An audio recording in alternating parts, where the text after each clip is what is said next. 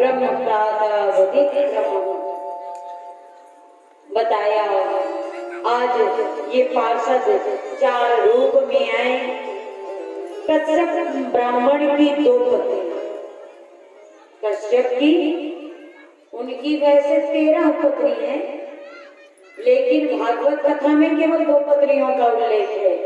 बाकी जो 13 पत्नियों में से 12 पत्नियों का नाम है स्कंद पुराण में आता है। तो 2 पत्नियां, एक पत्नी का नाम है भेद बुद्धि, एक पत्नी का नाम है अभेद बुद्धि। एक है दीति और एक है अदिति। दीति है राक्षसों की माता, अदिति है देवताओं की माता। दीति का अर्थ है भेद, अदिति का अर्थ है अभेद।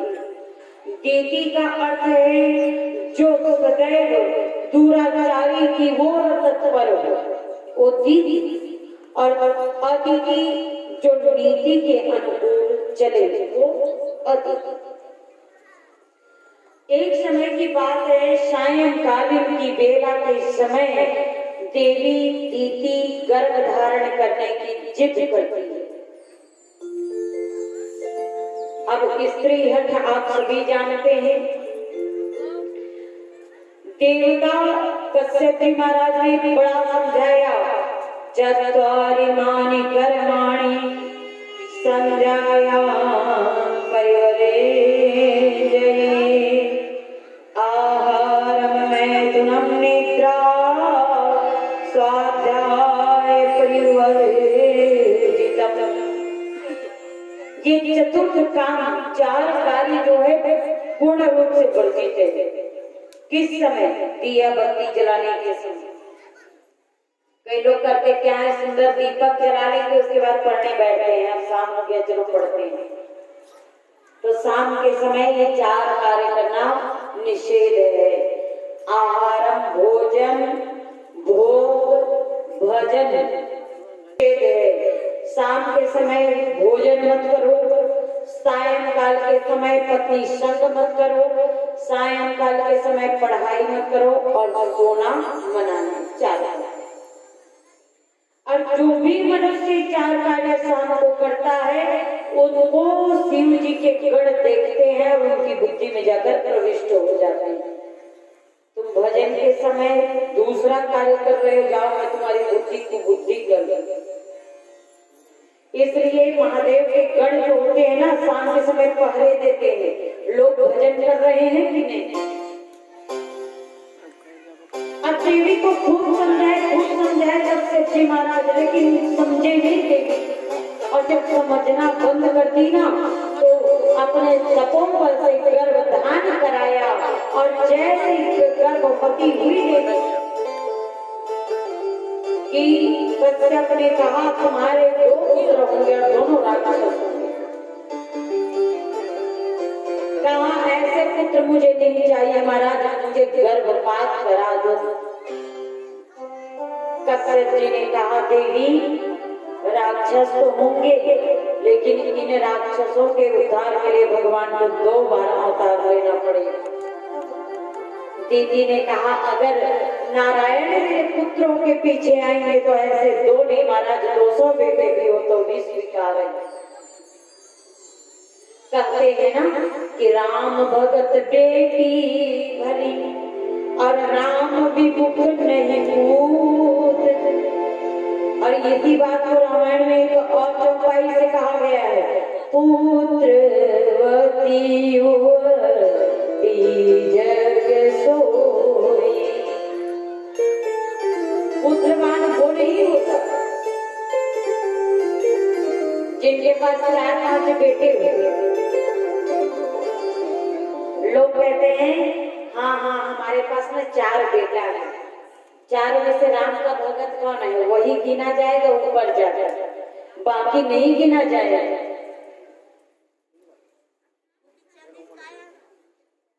आज राम भगत बेटी भली राम विमुख नहीं पूत। बताया कि देवी इनके उद्धार के लिए साक्षात देव आएंगे। देवी ने स्वीकार किया है। 9 महीने गर्भ में रखा और जैसे ही जन्म हुए दोनों बालक अनंत अनंत बढ़ने लगे हैं। और जैसे ही बढ़ा कि अत्याचार करना प्रारंभ कर दिया। और जब अत्याचार करने प्रारंभ कर दिए तो अत्याचार को देख करके भगवान अब विचार करने लगे कि मैं कैसे जन्म लूं, कैसे जन्म लूं। मेरे प्राकृति के कुछ कारण अब इतना अत्याचार बढ़ गया कि हिरण्याक्ष को मृत्य लोक से उठाया और मृत्य लोक से उठा करके पृथ्वी लोक को रसातल में ले जा करके डुबा दिया। और जैसे ही रसातल में ले जा करके डुबोया, अब ब्रह्मा जी इधर उधर तिल मिला उठे और जैसे ही ब्रह्मा जी ने आछी कहकर छींक मारी कि उनके नाक से नासकनी से एक सूकर उत्पन्न हुआ, सूक्ष्म रूप में निकला, लेकिन वो दिव्य रूप में परिणत हुआ और वही वराह भगवान के नाम से जाना गया। बोलिए वराह भगवान की।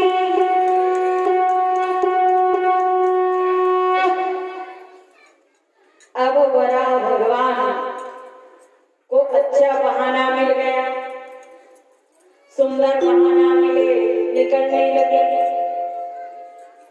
अब जैसे ही रसातल में डुबोया पृथ्वी को कि ये जो हिरण्याक्ष है देवताओं को सताने लगा, नारद जी के पास पहुंच गया और नारद जी से क्या कहता है कि जरा चलो मेरे साथ दो हाथ हो जाए। अब नारद जी कहे भाई अगर मुझे भजन सुनाने कहो, वीणा बजा कर तो सुना दो। आप अगर काट मार की बात करोगे भैया दूर से नमस्कार है, हमें कुछ नहीं आता। बोले मैंने कहा ना मुझसे युद्ध करो। नारद जी ने कहा अगर आप माला पकड़ने वाले को तलवार पकड़ाओगे ना, आपका गला काटने की जगह वो अपना हाथ पांव काटेगा। भैया मुझे माला जपना कह दो, आप मुझे भजन गाने कह दो तो मैं भजन गा के सुना दूं, लेकिन आप मुझे युद्ध के लिए ललकार रहे, ये गलत बात है।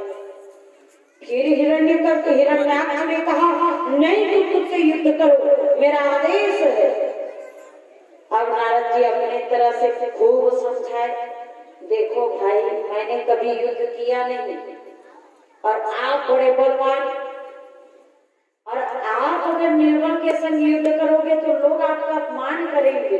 लोग कहेंगे देखिए इतना बलवान हिरण्याक्ष युद्ध भी कर रहा है तो किससे, निर्बल प्राणी से। इसलिए मेरी मानो आप चले जाओ यहाँ से। जोर से फिर चमकाए नारद को, तुम करते हो कि नहीं युद्ध, ये बताओ कि मैं तुम्हारे गले को अलग कर दूं। नारद जी कहे युद्ध तो मैं करूंगा नहीं, हाँ लेकिन आपको आपके टक्कर का योद्धा दे सकता हूँ। बोले मेरे टक्कर का योद्धा कौन है? जिस पृथ्वी को तुम मृत्य लोक को तुमने रसातल में डुबाया है ना, उसी पृथ्वी को अपने सिंहनाथ के सिंह से उठाकर ऊपर निकाल रहा है। वो वराह जाओ उससे बराबर के हो जाओगे दोनों। कहा अरे मेरी संपत्ति है, मैंने छुपाया है, तुम इसे कहां से ला रहे हो? वराह भगवान को ललकाराने लगा और वराह भगवान ने कहा हे हिरण्याक्ष तुम अपने रास्ते निकल दो, मुझे पृथ्वी को ऊपर लाने दो। और जब कहा पृथ्वी को ऊपर अपनी सतह पर स्थापित कर, अपने स्थान पर स्थापित करने दो। हिरण्याक्ष ने कहा जब तक तुम मुझे परास्त नहीं कर लोगे तब तक मैं इसे ले जाने नहीं दूंगा। अब वराह भगवान ने हिरण्याक्ष से युद्ध किया और इन्हीं के कर्षण से श्रीमंगल ब्रह्मंगल देव की उत्पत्ति हुई।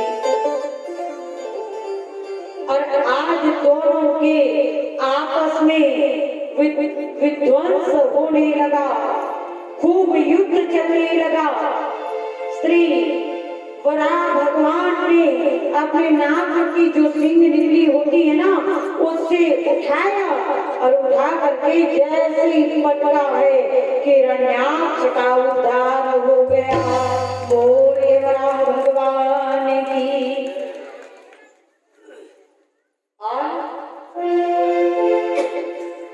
अब क्या हुआ, वराह भगवान के ऐसे पृथ्वी के लिए युद्ध किए तो वराह भगवान के सामने माता पृथ्वी को आ गया अभिमान। हिरण्याक्ष मारा गया।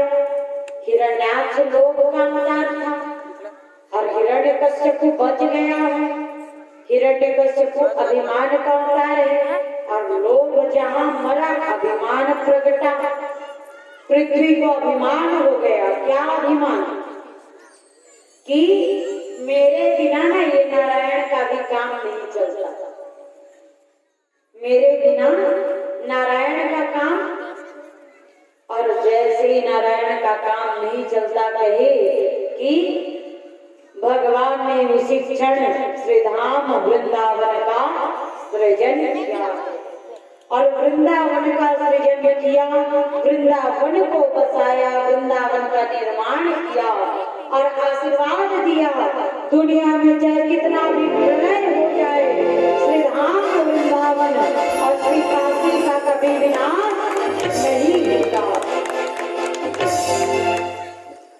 और धन धन वृंदावन राजधानी, धर्म कर्म जहाँ बटत है देवरी और मुक्ति भरे जहाँ पानी। ऐसे श्रीधाम वृंदावन को हम और आप सभी बारंबार प्रणाम करते हैं। सभी कह रहे हैं वृंदावन। कौन कौन का हाथ ऊपर करके? बस 2-3 जन। और जाना है वृंदावन, जाना है, देखना है वृंदावन।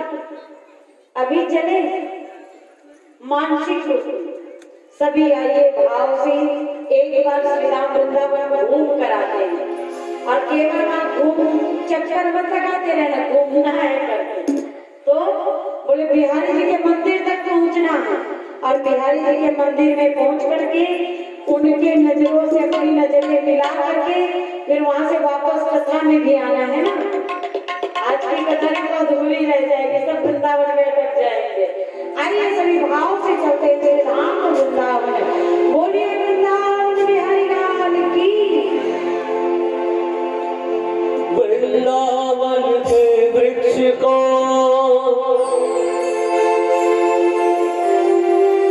मन मन जाने को, डाल डाल फल फूल में श्री राधे राधे हो। राधा साध्यम साधनम यस्य राधा, मंत्रो राधा मंत्रदात्री च राधा, सर्वं राधा जीवनं यस्य राधा, राधा राधा वाचकिन्तस्य शेषम्। बोलिए बाबा बिहारी लाल की जयकारा। जरा ऊंचे स्वर में करें आप लोग, सभी जन जोर से बोलिए। बोलिए कृष्ण कन्हैया लाल की। तुम बड़ा सब सुनने बात तुम मैंने सुनाओ, सुनाओ जोर से, जोर से बोलिए। बोलिए कृष्ण कन्हैया लाल की। अब लगी सब लोग बैठे खास विचार सुनना कर दे। तो जरा चल के वृंदावन देखो, गाना भजन सुनना और ताली बजाना और साथ में गाना, क्योंकि भजन सभी को समझ में आना। हिंदी में तो है, सबसे उर्दू में थोड़ी पसंद है। ओ जरा चल के वृंदावन देखो, ओ श्याम बंसी बजाते मिलेंगे। इतना तारीफ पर से हो नहीं है, तुम श्याम के बात है, ध्यान दीजिए और जरा झूमते हुए बजाएंगे। शादी ऐसे बजाओ कि आवाज आपको सुना जाए। चलो बजाओ, खेल देखिएगा, ताली बजाओ, खेल देखा रहा है, बजाइए से भजन में बजाना है। ओ जरा चल के वृंदावन देखो, ओ श्याम बंसी बजाते मिलेंगे। ओ जरा चल के वृंदावन देखो, ओ श्याम बंसी बजाते मिलेंगे।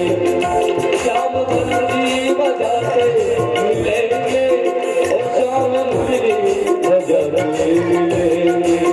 ओ श्याम बंसी बजाते मिलेंगे, श्याम बंसी बजाते मिलेंगे। जरा चल के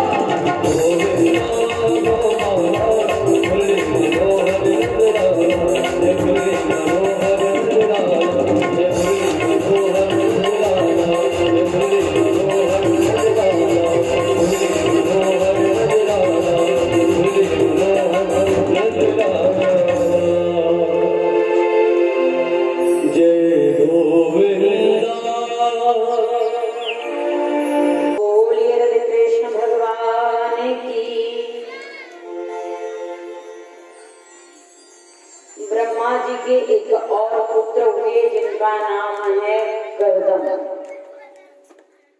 ब्रह्मा जी ने कहा बेटा शादी कर लो। गर्दन ने कहा अच्छा 5 भाई मेरे सनत कुमार हुए, उनसे तो आपने कभी नहीं कहा कि शादी कर लो। 4 भाई मेरे सनत कुमार, 1 भाई मेरे नारद, उनसे कभी नहीं कहा कि शादी कर लो। 5 से आपने नहीं कहा, लेकिन आप कह रहे कि मैं एक गृहस्थी के जंजाल में फंस जाऊं। एक गृहस्थी है क्या? बोले ये वही तो है। अंगं गलितं पलितं दासन वीनं जातं तुण्डं वृतो याति गृहीत्वा दण्डं तदपि न मुच्यते आशापिण्डं। तो भज गोविंदम भज गोविंदम भज गोविंदम।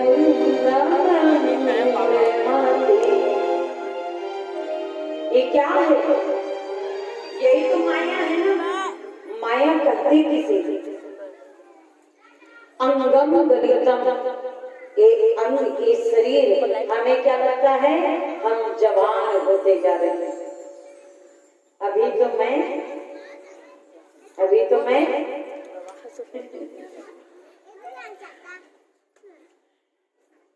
सब जानते हैं। हम यही कहते हैं अभी तो मैं जवान हूं, लेकिन जवान नहीं होते। अंगम गलितम, ये शरीर जो है गला जा रहा है। हम जवान नहीं होते, गलता जाता है। हम धोखे में जीते हैं कि हम जवान हो रहे हैं, जवान नहीं होते। हमारा शरीर ढला जा रहा है। और इस गलते हुए शरीर से क्या करते हैं? अंगम गलितम पलितम मुंडम। इस एक बुद्धि का हम भरोसा करते हैं। अरे रावण के पास 10 सिर थे और 10 सिर में 2 अलग अलग बुद्धियां, फिर भी वो धर्म को नहीं अपना पाया। और हम अंगम गलितम पलितम मुंडम, ये शरीर गला जा रहा है। इस शरीर से हम अभिमान रखते हैं, पलितम मुंडम, और दसन विहीनम जातम तुंडम। ये जीवन जो है ये 10 दिशाओं में हमें अपनी अपनी ओर मानो खींच रहा है। हम कभी इस ओर जाते हैं तो कभी उस ओर जाते हैं। अपनी अपनी ओर ये बल लगाकर खींच रहा है। दसन विहीनम जातम और वृद्धो याति गृहीत्वा दण्डं। वृद्धो, जैसे ही हम बूढ़े होते हैं ना, हमें लगता है बेटा सहारा बनेगा। जब हमारा जीवन ढलता है हमें क्या लगता है? बेटा सहारा बनेगा। किंतु प्यारे, बेटा सहारा बाद में बनता है, डंडा सहारा पहले बनता है। वृद्धो याति गृहीत्वा दण्डं तदपि न मुच्यते आशा पिंडम। फिर भी इतने वृद्ध होने के बाद भी हम आशा का पिंड त्याग नहीं कर सकते। आशा तो और बढ़ा लेते हैं। कैसे? वृद्धो याति गृहीत्वा दण्डं तदपि न मुच्यते आशा पिंडम। प्रतिबल बढ़ाते हैं, लेकिन इसे मारकर क्या करना है? इस आशा के पिंड को मारकर जहाँ की वही छोड़ दो और केवल एक चीज को ग्रहण करो। तो भज गोविंदम भज गोविंदम भज गोविंदम मुड़े मते। हर पल हर क्षण गोविंद नाम का स्मरण करते रहो। इस शरीर भी हमें लगता है कि यहाँ पर जितने लोग बैठे हैं क्या सब जाग रहे हैं? क्या सभी जाग रहे हैं? कोई नहीं जाग रहा कि सब जाग रहे हैं। इसका उत्तर केवल कल की कथा में मिल सकता है। जब मैं पूछूंगी कल क्या क्या कथा सुनी, जिसने बता दिया ये सुने हम वो जाग रहा है, जिसने नहीं बता पाया वो सो रहा है। नींद को, आंख को खुली रखना ही जागना नहीं है, हृदय से जागो। किसी ने बड़ा ही सुंदर गाया है, मुझे पूरी नहीं आती, पूरी कल सुनाऊंगी, आज ही याद सुना देती। अब जाग मुसाफिर भोर भई, अब लेने कहाँ जो सोवत है वही खोवत है, जो जागत है वही पावत। जागो। संत क्या कहते हैं? उसके सामने बैठोगे तो भी कभी किसी संत से मिलना, संत हमेशा आगाह करते हैं, बेटा जागो। एक गुरु जी आते हैं हमारे अयोध्या से, वो दिन में करीब 50 बार बोलते हैं, बेटा जागो जागो। संत का काम है कि सुसुप्ता रूपी जो हमारी माया जो जागृत है, तो माया को सुलाए और हमारी हृदय में जो भक्ति व्याप्त है, वो भक्ति जो सोई हुई है, उस भक्ति को जगाए। यही संतों का काम है। अब जाग मुसाफिर हो रहे, जब तुम जागोगे तभी कृष्ण मिलेंगे, वरना कृष्ण उसी को मिलेगा जो जाग रहा है। हमने अपने हृदय को सुलाया, सो कृष्ण हमारे पास से होकर चले। जब ठंडी ठंडी हवा चले और कान के पास से होकर गुजरे और मन में आनंद हो जाए कि वाह ये हवा में कितना आनंद था, समझ लेना वो हवा नहीं प्यारे, वही मेरे लिए आई है जो आपके पास से होकर निकल गया। आज बताया कि ये कर्दम ऋषि को कहा शादी कर ले, क्या कहता है मेरे 5 भाई ने शादी नहीं की है, मैं भी नहीं करूंगा। बोले बेटा ब्रह्मचर्य का पालन करना साधारण बात नहीं, शादी कर ले, ब्याह के बाद ब्रह्मचर्य का पालन करते रहना, पहले शादी कर ले। कर्दम जी नहीं माने, और जब नहीं माने ना तो तपस्या करने के लिए चले गए, और तपस्या करने गए 40 वर्ष तक तपस्या करने के बाद कर्दम ऋषि आंख जैसे खोले ना तो सुंदर सी जोड़ी को देख लिए दिवाली, और जैसे सुंदर सी तो जोड़ी को देखे, पति पत्नी सुंदर हाथ में हाथ लेकर घूम रहे थे। कर्दम जी ने सोचा मुझे भी शादी करनी। अब तक चिल्ला रहे थे मैं ब्याह, और अब कह रहे मैं ब्याह करूंगा। लेकिन जब पिता ब्रह्मा जी ने कहा ब्याह कर ले, तब तो मैं मना कर दिया। अब अगर पिताजी से कहूंगा तो जोर से डांट पड़ेगी, और जब बात पिता से नहीं बनती ना तो दादा से मनवाने का प्रयास करते हैं लोग। अगर आपके नाती या नाती आपके सुंदर पांव दबाने लग जाए, बार बार पूछने लग जाए दादाजी सब बढ़िया है ना, खाना पीना बढ़िया से मिल रहा है ना, दादाजी और कोई कमी हो तो बस मुझसे कहना, इतना अगर कोई नाती कह दे समझ लेना बिल्कुल स्वार्थ का है। स्वार्थ में पड़ा है, पिता से काम नहीं बनता तो दादा से करवाने आया है। अब धीरे से मनाएगा, 1-8 महीने पांव दबाएगा, तेल मालिश करेगा, उसके बाद कहेगा दादाजी दादाजी क्या बात है। और लड़की ना मुझे बड़ी पसंद है, उसका कौन है ना, आपसे पहले मिलवाऊंगा, फिर शादी की बात पिताजी से आप कर देना, फिर चुपके से दादाजी को मिलवाएंगे, फिर दादी जी को मिलवाएंगे, और दोनों राजी हुए तब घर में लाएंगे। क्योंकि जानते हैं ना हाई कमान का ऑर्डर है, कोई मेरे पिताजी भी टाल नहीं सकते, इसलिए पहले दादा दादी को पटाते हैं। करदम जी ने भी यही किया, पिताजी से बात तो बनी नहीं। अब ब्रह्मा के पिता है नारायण, मतलब करदम के दादाजी हुए नारायण भगवान।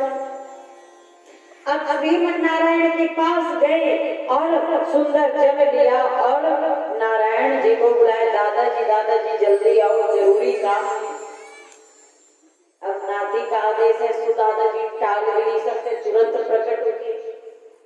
बोले क्या बात है पुत्र बताइए। तो कहे दादाजी मुझे शादी करनी है।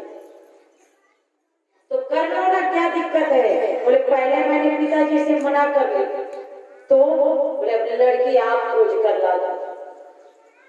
अब दादाजी लड़की ढूंढने गए। मनु शत्रुपा की 3 बेटी, आहुति, देवहूति, प्रसूति, 3 बेटी और 2 पुत्र, प्रियव्रत और उत्तानपाद।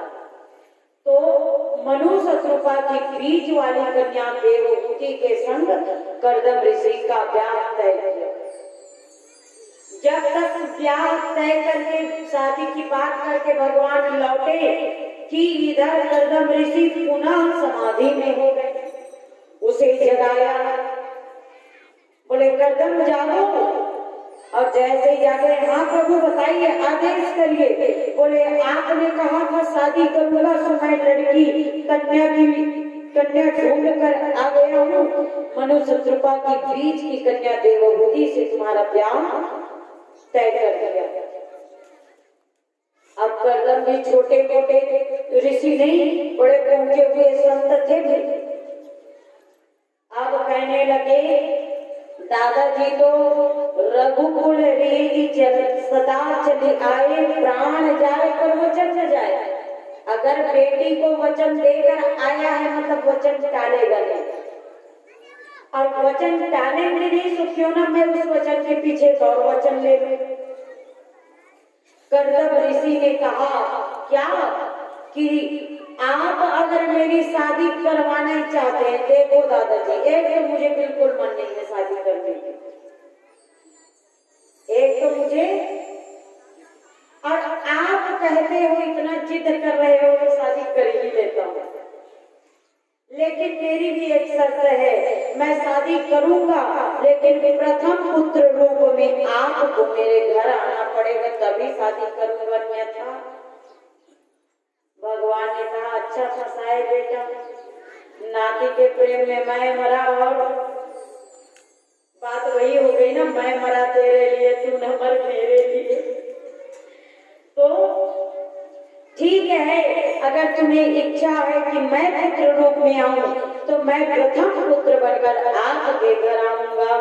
भगवान से वरदान ले लिए और करदम ऋषि का ब्याह मनु शत्रुपा आकर के वन में कन्यादान किया है। राजमहल की राजकुमारी आज सीधे कुटिया पहुंची है। जैसी कुटिया पहुंची, एक संदेह है राजकुमारी के मन में, कितने सारे दास दासियों के मध्य में रहने की आदत है, बड़े बड़े महल में रहने की आदत है, इस छोटी सी कुटिया में क्या मैं अपना जीवन बिता पाऊंगी? क्या मैं पातिव्रत धर्म का पालन कर पाऊंगी?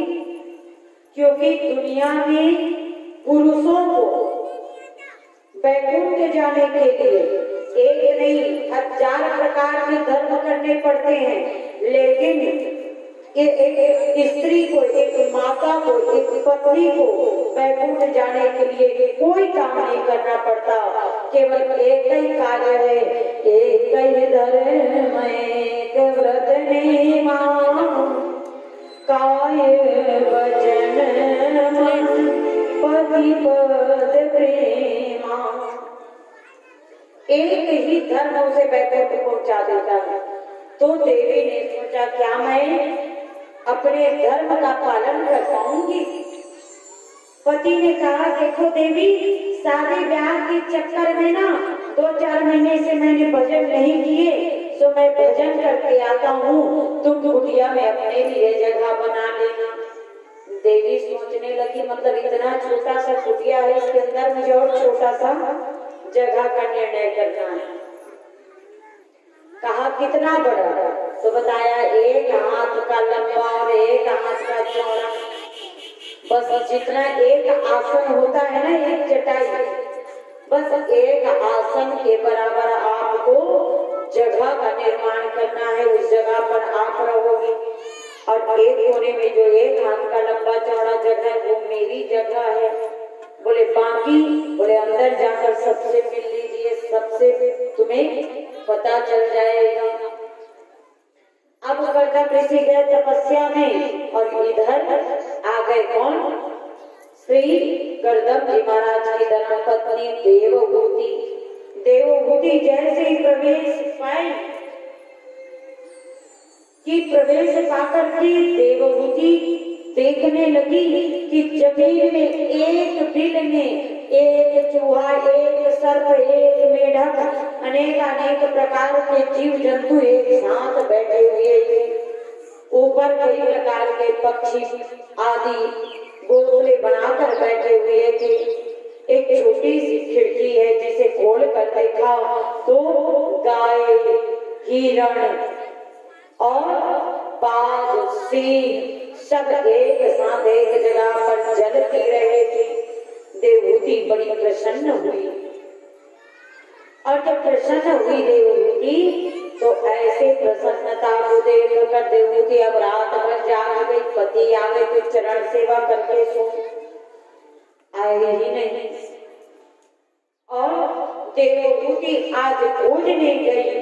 40 वर्ष तक देवहूति ने समाधिस्थ पति की सेवा करी और 40 वर्ष बाद जब गर्दम ऋषि जागे तो गर्दम ऋषि को जागा हुआ जानकर देवहूति ने उनको जल आदि के लिए पूछा। अब देवहूति सब कर ली। आखिर में गर्दम जी ने पूछा, देवी तुम हो कौन? देवहूति ने कहा, महाराज आज से 40 वर्ष पहले आपका ब्याह हुआ था, याद है? बोले हाँ, कुछ याद है, मैं वही आपकी धर्मपत्नी देवहूति हूँ। और देवहूति हूँ कहे ना तो गर्दम ऋषि उसे सुंदर स्वीकार किए। एक सरोवर में स्नान किया है और सुंदर बिंदु नामक सरोवर में स्नान किया। और बिंदु नामक सरोवर में जैसे स्नान किया, माता देवहूति 16 वर्ष की और गर्दम जी महाराज 21 वर्ष के हो गए। तपोबल से एक महल का निर्माण किया, अनेक दासियों का निर्माण किया और माता देवहूति के संग्रह का आरंभ किया। जैसे ही गृहस्थ प्रारंभ किया, वरदान लिया था क्या? पहले पुत्र आप बनोगे। पुत्र आना तो दूर प्यारे, धीरे धीरे धीरे धीरे 9 कन्याओं का आना आरंभ हो गया। और इन 9 बेटियों में कलावती नामक कन्या मरीचि के संग ब्याही, अनुसुईया नामक कन्या अत्रि के संग ब्याही, अरुंधति नामक कन्या वशिष्ठ को ब्याही, शांति नामक कन्या अथर्वा को ब्याही, श्रद्धा नामक कन्या अंगिरा ऋषि को ब्याही, हवेरू नामक कन्या पुलस्त्य ऋषि को ब्याही। ऐसे 9 कन्याओं को 9 दिव्य संतों के संग ब्याह करके दे दी।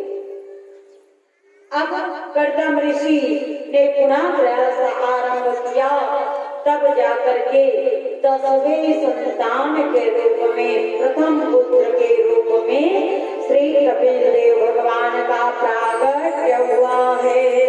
बोलिए कपिल देव भगवान की।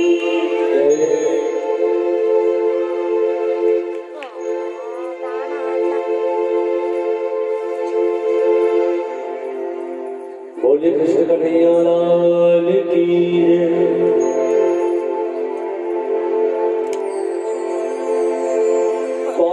श्वास में नाम लो, वृथा सांस मत खोए, ना जाने इस सांस की होन होन हो।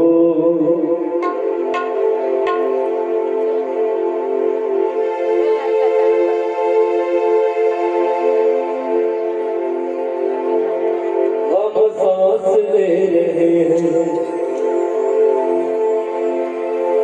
इस जान के बदौलत, हम सांस ले रहे हैं।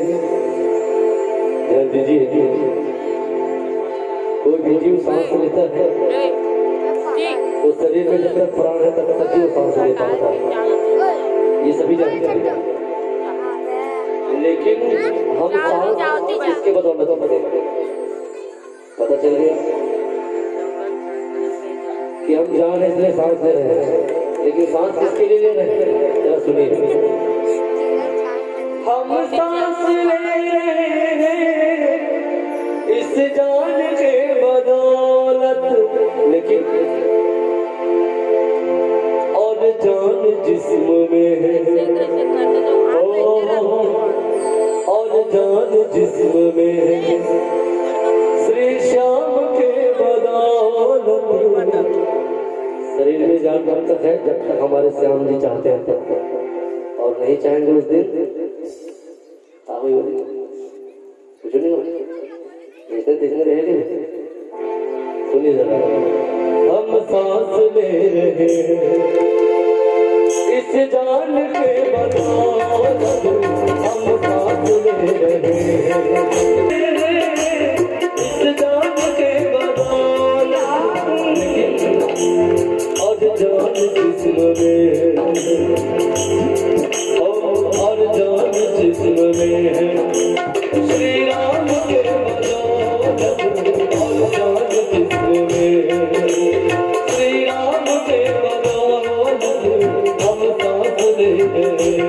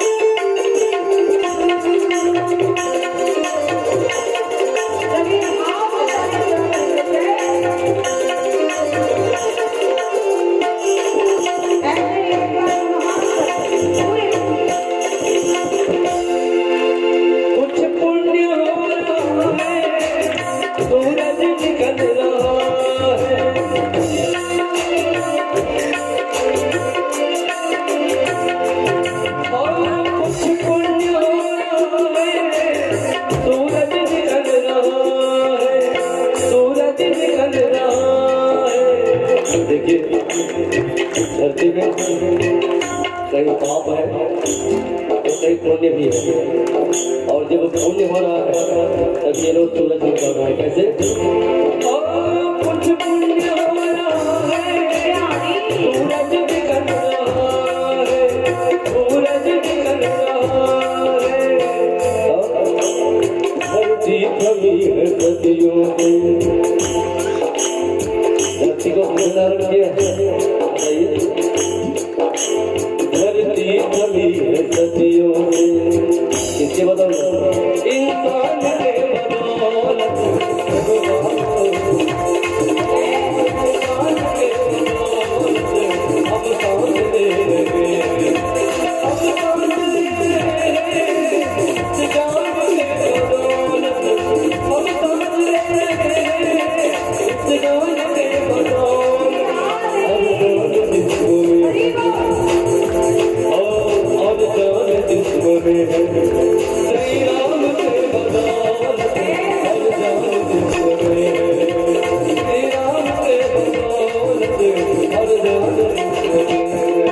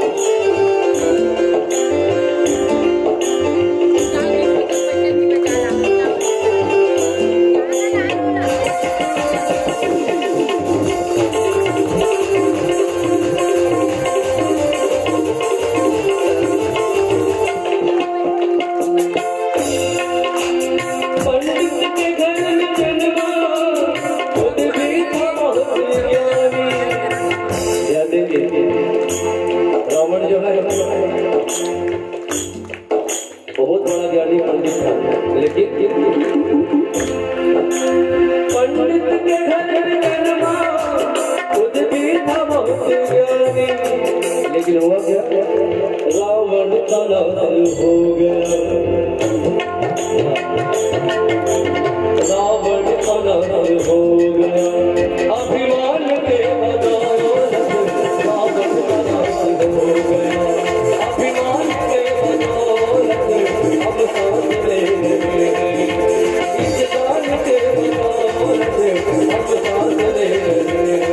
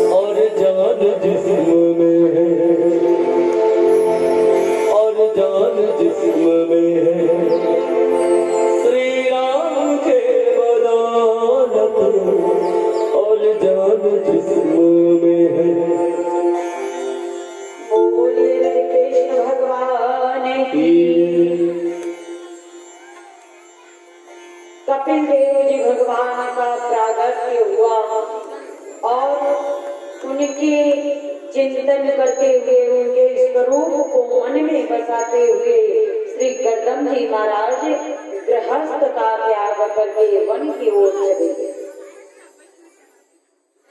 जब वन की ओर गए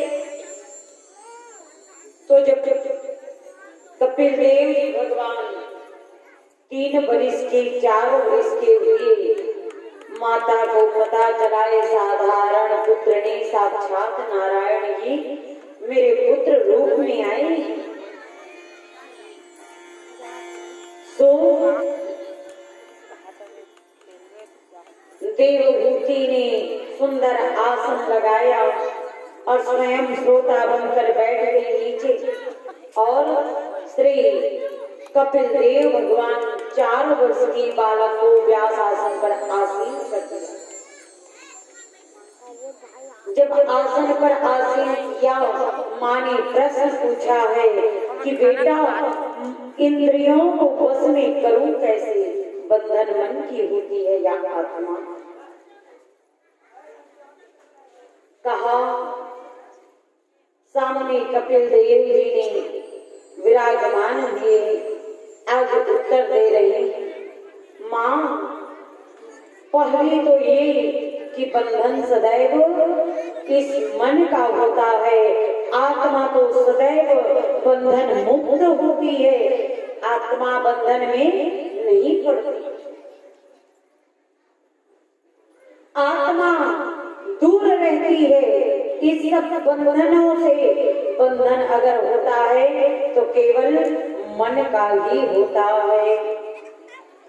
तो बताया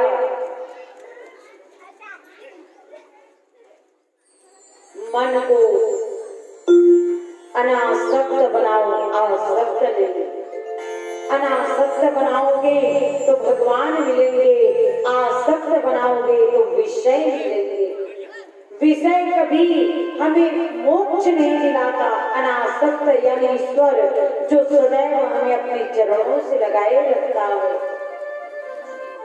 कहा भी तो गया है कि जाने बिना न होई परतीति और बिन परतीति कोई नहीं प्रीति।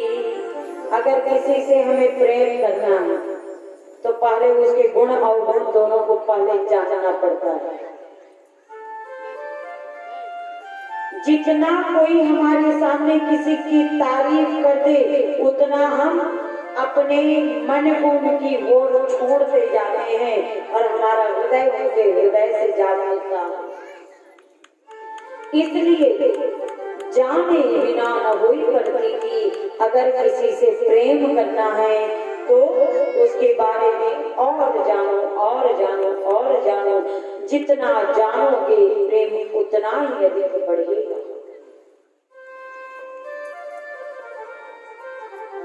फिर बताया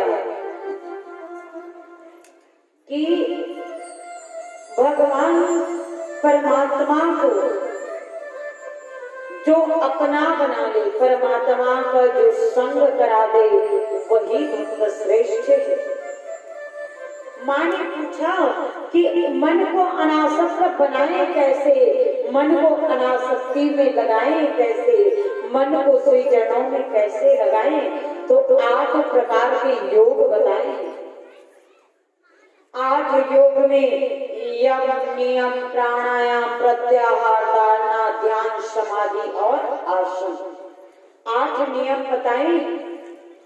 और ये 8 प्राणायाम है, 8 योग बताए हैं जिससे हम भगवान को अपने वश में कर सकते हैं और भगवान के वश में हम हो सकते हैं। यहाँ असत्य का त्याग करो, कपिल देव जी भगवान ने कहा असत्य का त्याग करो, सत्य बोलने का दृढ़ संकल्प लो, साथ ही संयमित जीवन जीने का संकल्प लो, संयम मत हो, विषय से दूर हो जाओ और हिंसा का कार्य त्याग दो। प्रत्येक स्थिति प्रत्येक परिस्थिति में केवल एक ही भाव मन में होने चाहिए कि सिया राम मैं सब जग जानी और करहूं प्रणाम जोरी जोग पानी। सिया राम आंखों के सामने आया एक लकड़ी का आसन, इसे लकड़ी मत मानिए, इसमें कृष्ण का दर्शन करिए। ये पर्दे लगे हैं, इसे वस्त्र मत मानिए, इन लोहे के खंभों में कृष्ण का दर्शन करिए। आपके अगल बगल आगे पीछे जो भी भक्त बैठे हैं,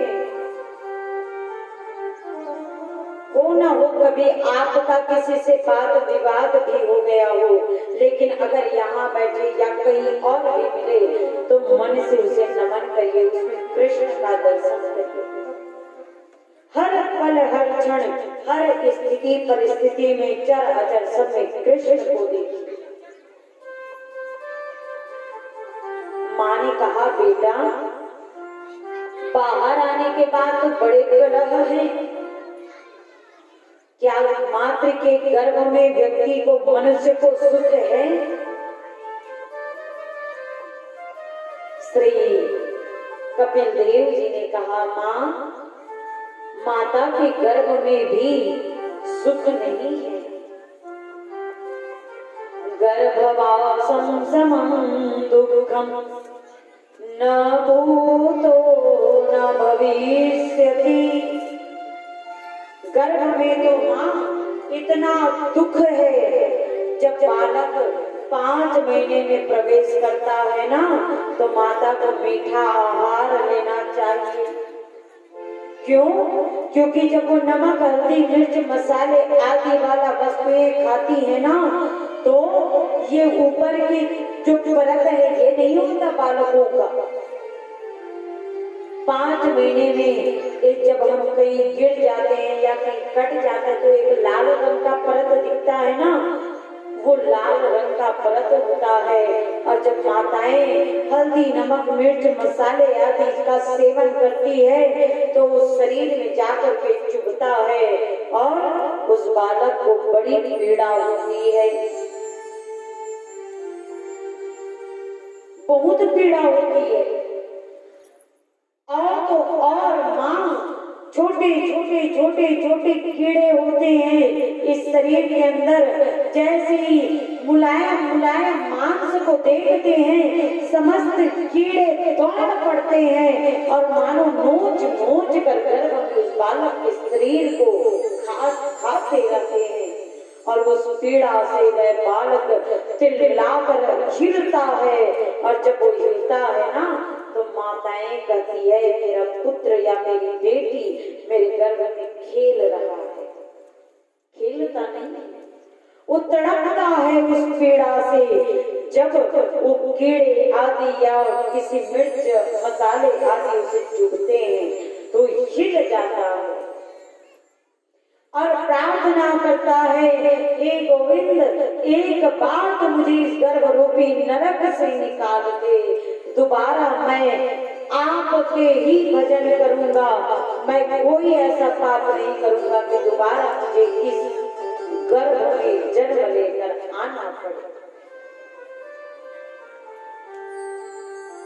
बार बार प्रार्थना करता है और समय आता है वह बालक का जन्म होता है, फिर वो माया में फंस जाता है और माया भी उसे काटने ही दौड़ती है। फिर बताया कि गर्भ में तकलीफ और बाहर आकर के भी उसे उतना ही तकलीफ होता है। इसलिए तो पुत्र कहते हैं ना कि दीन गए धनवान सुखी और धनवान गए सुख राजा को भाई, राजा गए महाराज सुखी, महाराज गए सुख इंद्र को भाई और इंद्र गए चतुरानन को और ब्रह्म गए सुख विष्णु को भाई। अगर विष्णु सुखी है तो फिर वो क्यों कहते हैं कि अहम भक्त पराधीन, भक्त मेरी स्मरण करता है तभी जाकर के मैं प्रसन्न होता हूँ, ये नारायण कहते हैं। तो बोले नारायण भी सुखी नहीं। तब बाबा जी ने विचार किया और कहा क्या कि तुलसीदास विचार कहे हरि भजन बिना सब जीव दुखारी, हरि भजन बिना सब जीव दुखारी। सब दुखी है दुनिया में सिवाय किसके, बोले हरि भजन के। इसलिए तो कहा अब आती है संस्कार की बातें। संस्कार कहाँ तक सही है? क्या लोग कहते हैं गर्भ के अंदर से कोई सीख कर नहीं आता, लेकिन चौपाई क्या कहती है? माता पिता बालकन बुलावे और उदर भरे सोही धर्म सिखावे। लोग कहते हैं गर्भ से कोई सीख कर नहीं आता, लेकिन चौपाई में क्या कहा गया है? उदर भरे, जिस दिन संतान गर्भ में प्रवेश पाता है उसी दिन उस बालक के संस्कार प्रारंभ हो जाया करते हैं और 9 महीने तक जो वह बालक ने गर्भ में रहकर अनुभूति किया पूरे जीवन भर उसी का वो आगे पालन करता रहे। ये चौपाई करता है। जो हम उसे सिखाते हैं वो नहीं सीखता, वो 9 महीने जो गर्भ में मातृ पितृ ने जो किया, तो एक जगह एक आचार्य जी से मेरी थोड़ी बात विवाद हो गई इस बात पर।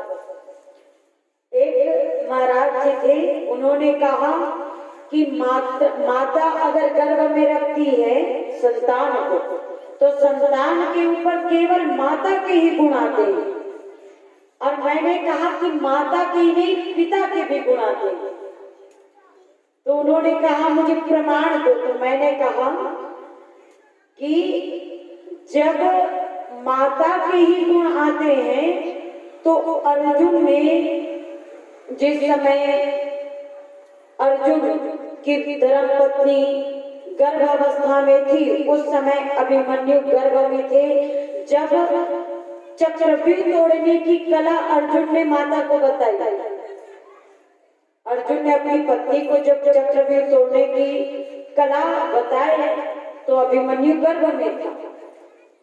अगर माता की ही बात पुत्र या पुत्रियां प्राप्त करते हैं, पिता का गुण नहीं आता, तो चक्रव्यूह तोड़ना तो अर्जुन को आता था, माता को थोड़ी ना आता था। तो अभिमन्यु कहाँ से सीखा? तब अंत में वो महाशय माने भाई कि हाँ दोनों के गुण आते हैं। इसलिए मेरा